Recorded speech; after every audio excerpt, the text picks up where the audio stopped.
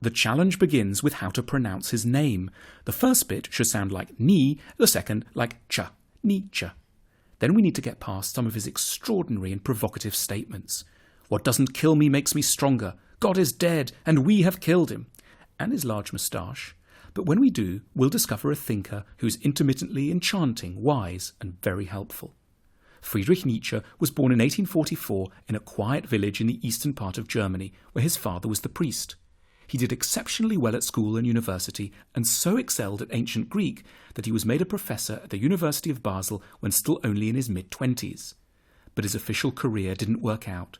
He got fed up with his fellow academics, gave up his job, and moved to Sils Maria in the Swiss Alps, where he lived quietly, working on his masterpieces, among them The Birth of Tragedy, Human All Too Human, The Gay Science, Thus Spoke Zarathustra, Beyond Good and Evil, On the Genealogy of Morals.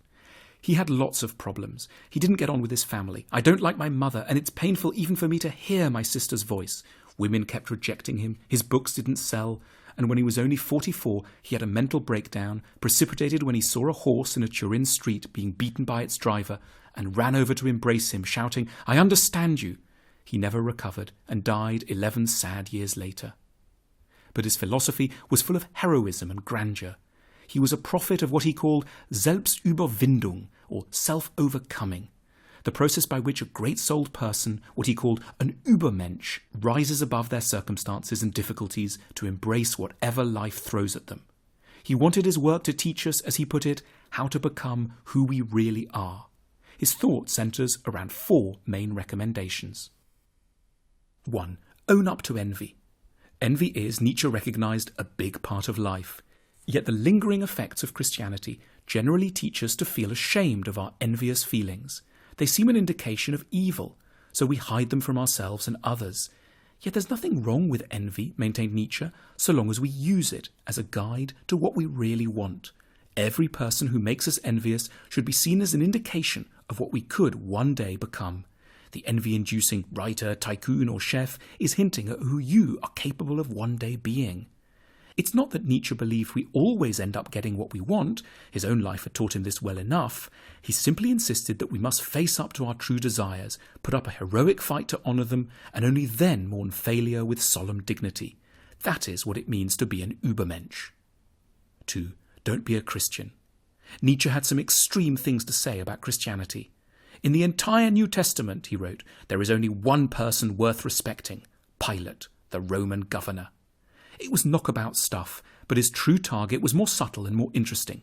He resented Christianity for protecting people from their envy. Christianity had, in Nietzsche's account, emerged in the late Roman Empire, in the minds of timid slaves who'd lacked the stomach to get hold of what they really wanted, and so had clung to a philosophy that made a virtue of their cowardice. He called this Sklavenmoral.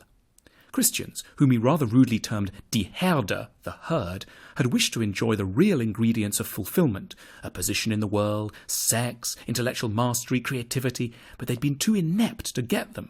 They'd therefore fashioned a hypocritical creed, denouncing what they wanted but were too weak to fight for, while praising what they didn't want but happened to have. So, in the Christian value system, sexlessness turned into purity, weakness became goodness, submission to people one hates became obedience, and, in Nietzsche's phrase, not being able to take revenge turned into forgiveness. Christianity amounted to a giant machine for bitter denial. 3. Never drink alcohol. Nietzsche himself drank only water, and as a special treat, milk, and he thought we should do likewise. He wasn't making a small, eccentric dietary point. The idea went to the heart of his philosophy, as contained in his declaration, "There have been 2 great narcotics in European civilization, Christianity and alcohol." He hated alcohol for the very same reasons that he scorned Christianity, because both numb pain, both reassure us that things are just fine as they are, sapping us of the will to change our lives for the better. A few drinks usher in a transient feeling of satisfaction that can get fatally in the way of taking the steps necessary to improve our lives. Nietzsche was obsessed with the awkward truth that getting really valuable things done hurts. "How little you know of human happiness, you comfortable people," he wrote. "The secret of a fulfilled life is live dangerously, build your cities on the slopes of Mount Vesuvius." 4. God is dead. Nietzsche's dramatic assertion that God is dead is not, as it's often taken to be, some kind of a celebratory statement. Despite his reservations about Christianity, Nietzsche didn't think that the end of belief was anything to cheer about. Religious beliefs were false, he knew, but he observed that they were very, very beneficial in the sense of helping us cope with the problems of life.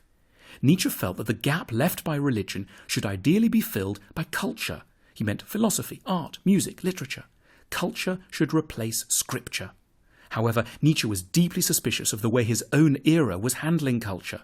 He believed the universities were killing the humanities, turning them into dry academic exercises, rather than using them for what they were always meant to be, guides to life.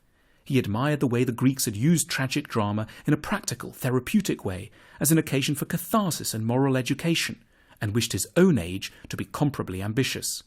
He called for a reformation in which people, newly conscious of the crisis brought on by the end of faith, would fill the gaps created by the disappearance of religion with philosophy and art. Every era faces particular psychological challenges, thought Nietzsche, and it's the task of the philosopher to identify and help solve these.